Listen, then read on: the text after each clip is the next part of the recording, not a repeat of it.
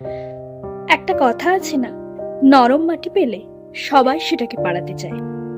পৃথিবীর সবচেয়ে অবাক করা কথা হলো কথা।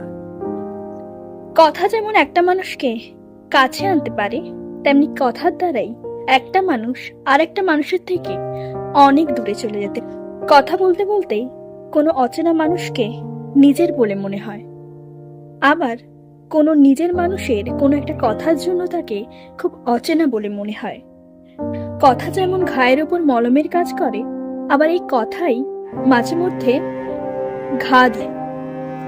দেখবে কিছু মানুষের সাথে কথা না বলে তুমি থাকতেই পারবে না, আবার কিছু মানুষের সাথে কথা বলতে কি ভালোই না লাগে।